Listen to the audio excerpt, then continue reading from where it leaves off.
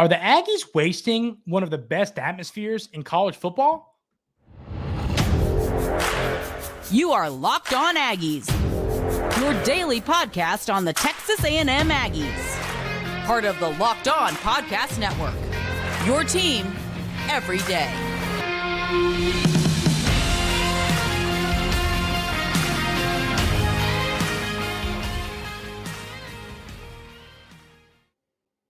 Welcome on into Locked On Aggies. I'm your host, Andrew Stefaniak. Thanks for making Locked On Aggies your first listen every single day. And today we're going to be talking about the Maroon Out. The Maroon Out has been making some news lately because it was just scheduled for November 11th against Mississippi State. My first reaction to this was, I think you could have this game against a better team.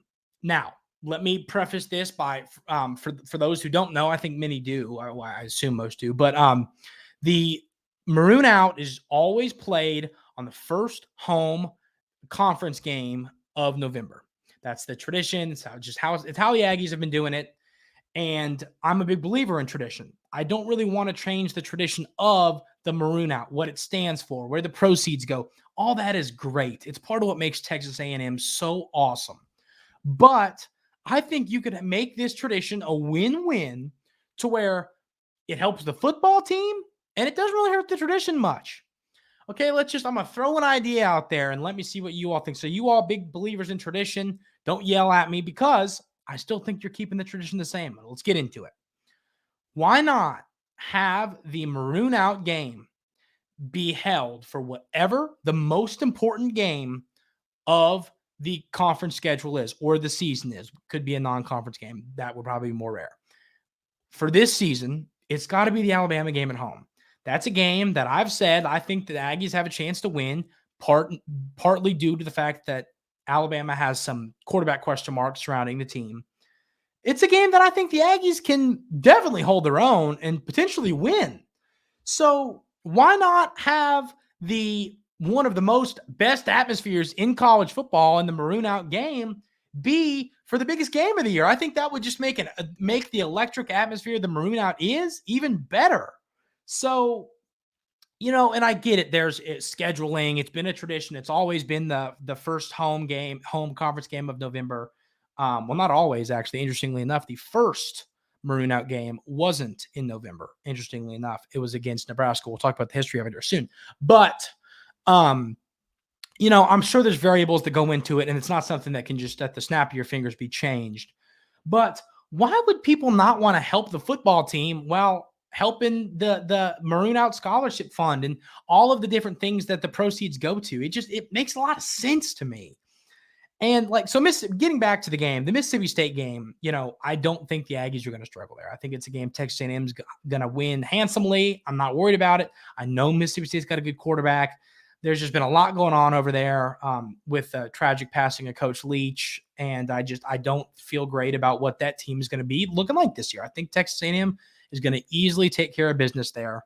So why not have the Maroon Out be a game that is more detrimental to the season, more important to the season, a bigger deal? That Alabama game, I've said it, but the LSU, Tennessee, and Alabama game, if you can win one of those games, I think 9 wins, maybe even 10 wins there is genuinely in the conversation. Definitely 9 wins.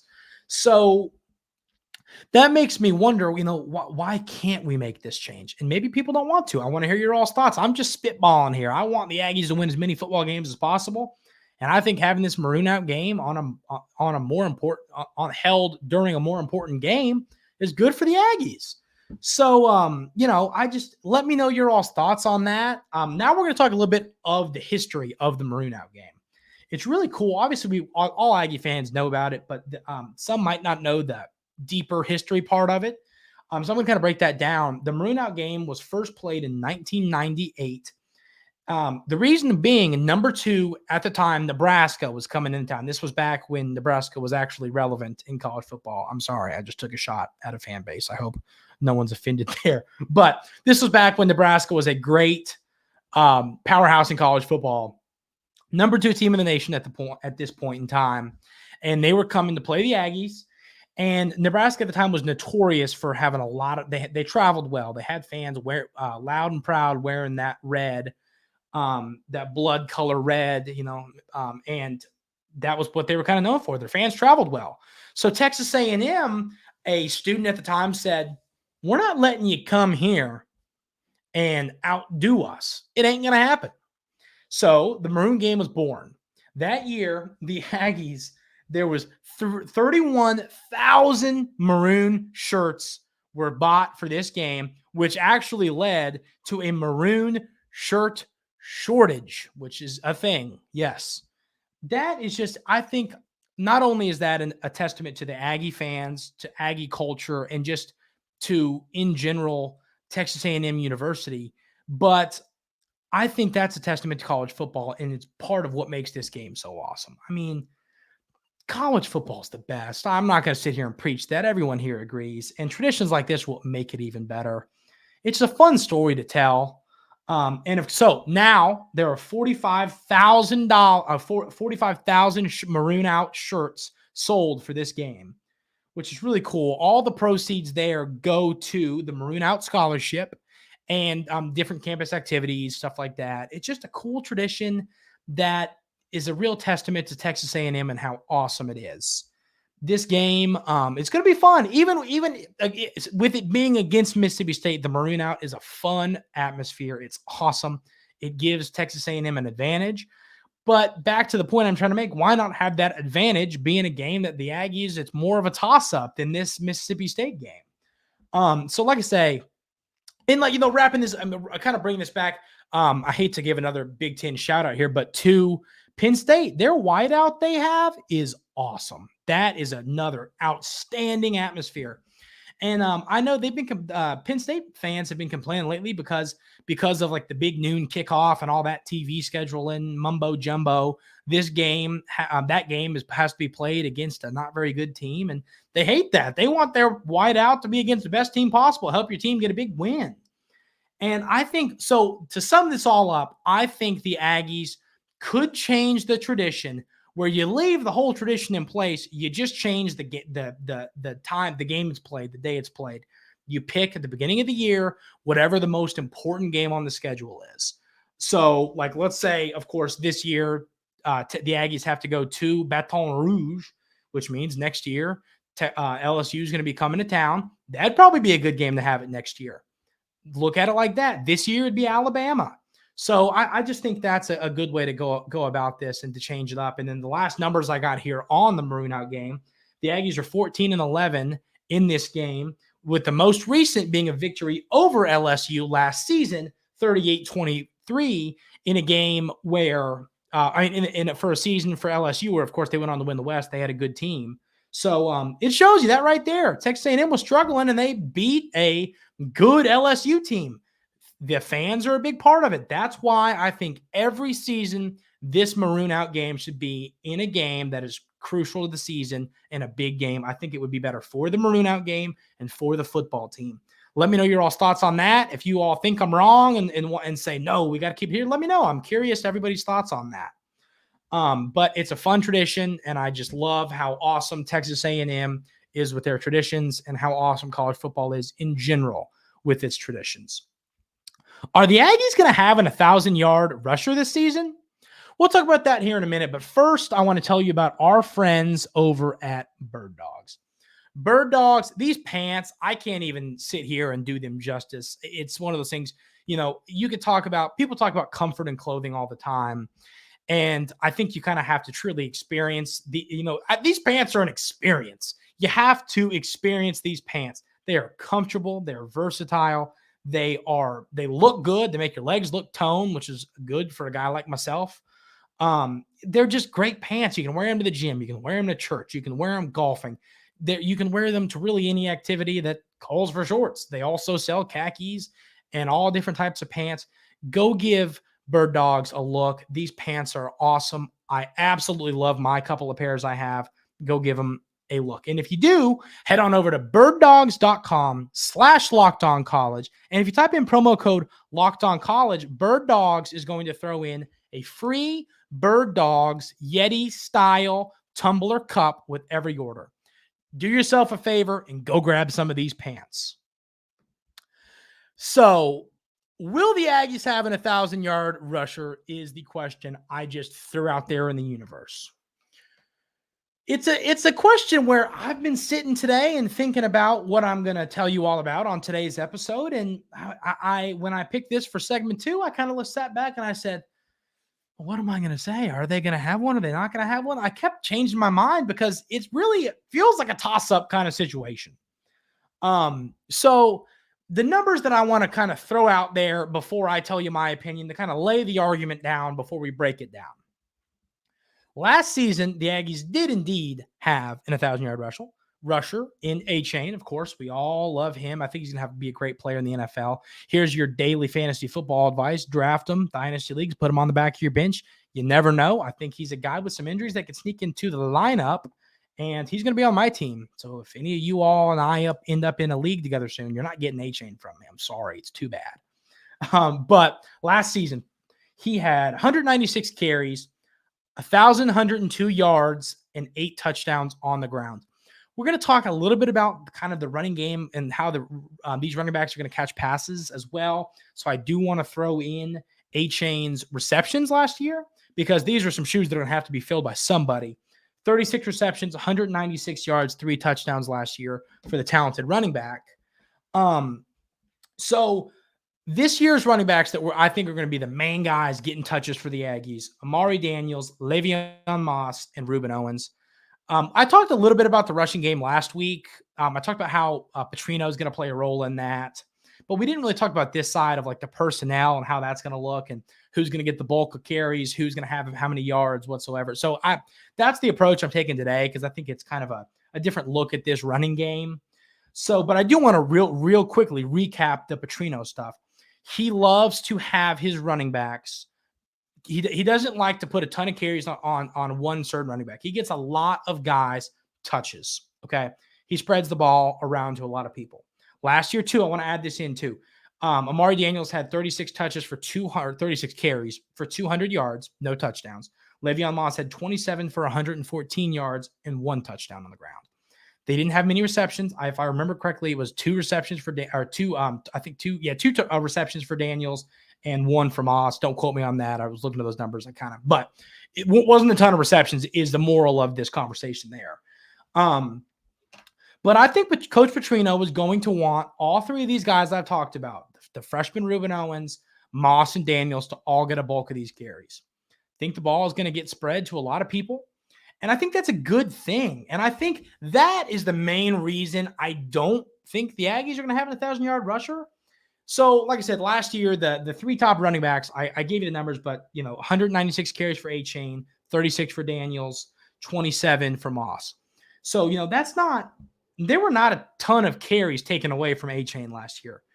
I think those numbers this year are going to be a lot closer for the 3 running backs that I've talked about on Texas A&M's current roster.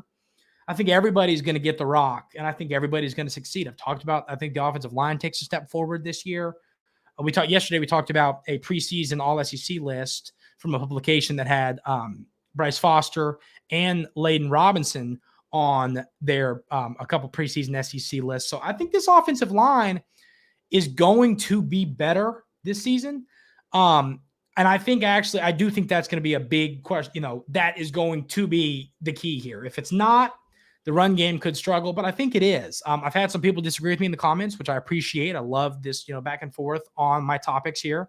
So, that's kind of the question here is who's going to get these carries? What's it going to look like? I think Daniels and Moss are kind of are going to be the guy to start the season, even though it's multiple. I think they're going to be the guys. Let's say it like that.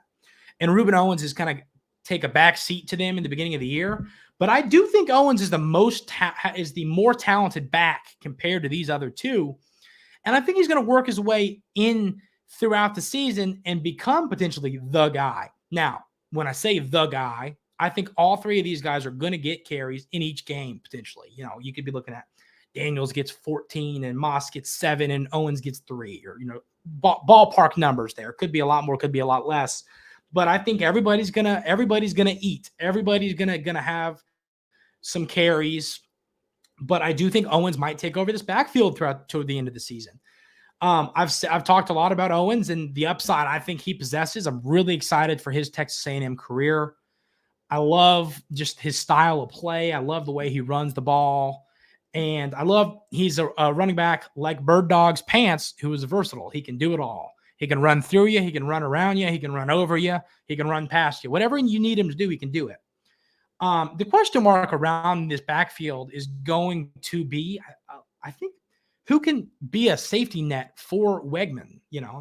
The 36 receptions last year for Achane, that's going to have to go somewhere because while some of those might have been designed or screens or whatever, there were a few times where Achane just kind of got out in the flat and Wegman said, goodness gracious, all these people are in my face because nobody's blocking. I got to throw the ball to somebody, and dumped it off to Achane. And I think that's going to happen at times to where he needs a back to catch the football. I think these guys are capable of doing that. It's definitely within their skill set. So it'll be interesting to see who gets the big bump in receptions. I'm anxious to see how that kind of plays out. But I think the Aggies are going to have a stout running back room, but I don't think there's going to be there will not be an 1,000-yard rusher. And as I said, I don't think that's a bad thing. I think that means that a lot of guys are getting carries, the ball is getting spread, and all three of these running backs are having good seasons. All three of them are running the ball well and deserving of carries, and that's a good thing for the Aggies. It keeps people healthy, keeps people fresh for a potential college football playoff push, a New Year's Six bowl push, whatever it may be. It keeps your running backs healthy, and that's a big deal. So let me know what you all think on on this debate. Will there be an 1,000-yard rusher? I say no. You all let me know what you think. I'm really curious to see if anybody thinks there will be. Won't be. See if you agree with me, disagree with me. So let me know in the comments if you're watching on YouTube if you think the Aggies are going to have an 1,000-yard rusher. I really would appreciate your all's thoughts on that. The Aggies drop a painful one to Arkansas in the SEC baseball tournament. Yeah, I'm not happy about this one, folks. I was frowning, then smiling, then frowning, then smiling. It was an up and down game. Started with ups. The Aggies started with a 4-1 lead, and then a grand slam from Arkansas gave the Razorbacks a 5-4 lead over Texas A&M. Then Boast hits a bomb in the top 9th inning, tie the game up. Of course, at that point in time, the Aggies were down to their last couple of breaths, and Boast hits a bomb and keeps them in the game. And this game eventually gets to extra innings. What happened then, it's hard to I don't even want to say it out loud. It's going to bring back the painful, painful memories. But Arkansas hits a walk-off home run in the bottom of the 11th inning. There are some positives to take away. One thing, I think the way Sexton fielded his position in the 10th inning was impressive. I'm a big pitchers guy. I love pitchers, and I love when pitchers are athletes and field their positions. Sexton did that in this game. Men on first and second in the bottom of the 10th inning. Nobody out. Arkansas sack bunt. Perfect bunt. Sexton fields his position, gets over to the ball, throws the guy out at first base. It was a great play for him to get down the mound and make that play and get the out. If he throws that ball away, if he throws the throw to first base away, the game's over. If he doesn't get the out, bases loaded, nobody out, your chances of getting out of that jam drop significantly. So it was a great job to get to that ball, record the out at first base. Then Arkansas, and it's kind of funny, I don't remember if it was a safety squeeze or a suicide squeeze. I think it was safety. If I remember correctly, the runner hesitated, which would be a safety squeeze. And the hitter puts down a bunt. Sexton fields it, flips it to the catcher. Catcher applies the tag, guy's out, 2 outs, and then a ground ball to second base ends the bottom of the 10th inning. So Texas A&M did a heck of a job to even force a 11th inning. And the bats just couldn't get it done in extras. Walk-off homer will kill you. Just saying it out loud just hurts the soul. But there is still life. And before we talk about what's next for the Aggies in the SEC tournament, you just want to Arkansas is a good ball club. They have a chance if they make a run and win the SEC tournament to potentially work their way to being the number 1 overall seed in the whole NCAA tournament. Of course, they were co-winners of the SEC with Florida. So it's a good ball club that the Aggies fought tooth and nail to, stay in this ball game. And you get punched in the face with a grand slam and you punch right back with a home run to tie the game. It was a good team game. The walks killed you here, though. I meant to talk about that. I almost forgot to talk about that. 8 walks in this game. Free passes can't happen a ton. And when you get 4 walks, I think it's a number I can live with. Once you get above there, I start to get a little frustrated. 8 walks is too many. Free bases will haunt you. And they did in this game. And I think that is just, you can't walk people. You got to throw strikes. And Aggie pitching, they know, the pitchers know that. They're not out there trying to walk people. I get it. Pitching's hard. And it was a problem for Texas A&M today, and part of the reason they ended up eventually dropping this game. But you got to cut down on those walks for the following game, which is going to be at 9:30 today for those of you watching or listening, because I'm recording this day before. So 9:30 a.m. Sorry, I should have prefaced that for those of you who aren't early risers. 9:30 a.m. against South Carolina. South Carolina is a team that is really deflated getting to the final steps of this season. They are not feeling great about themselves. They've lost a lot of ball games. They were once one of the best teams in the country. They were top 3 at one point, and then they just fell off the face of the earth with a really bad back half of conference play. And they won their first game of the SEC tournament over Georgia, and then today they kind of got boat raced by LSU. So I like kicking somebody when they're down, kind of like when Texas A&M after Mississippi State found out that they had been eliminated from potentially making it to Hoover. The Aggies were able to go beat them in game 3 of that series, take the series, and get yourself the 14th win that's going to lock you into the postseason. So kicking a team when they're down is a good thing to do, because it's hard to be motivated, and it's going to be hard for the South Carolina team to be motivated right now. I mean, they're, of course, going to make the field of 64, but they are not riding a hot streak right now. This is a game I think the Aggies can win. I think it'll be a fun ball game between a team that's trying to get some confidence. Both these teams trying to get some confidence heading into the regional play. I don't know who's going to pitch yet. It's one of those, I have a few guys in mind. I don't want to be wrong, but I'm curious to see who's going to pitch. When you play in this tournament, it starts on Tuesday. You finish the series generally on Saturday, so your pitchers aren't getting the rest they need. Your main starters, some of your relievers. So there's going to be some hodgepodge pitching for the Aggies. They did do a good job conserving pitching in this game, and especially last game. They haven't used a ton of pitchers through 2 games, which is a good thing. It helps you down the road. Hopefully Texas A&M is able to take care of business and send home the team from Columbia, send them on back home to South Carolina. I hope they're able to pull this win out. It's going to be a fun game.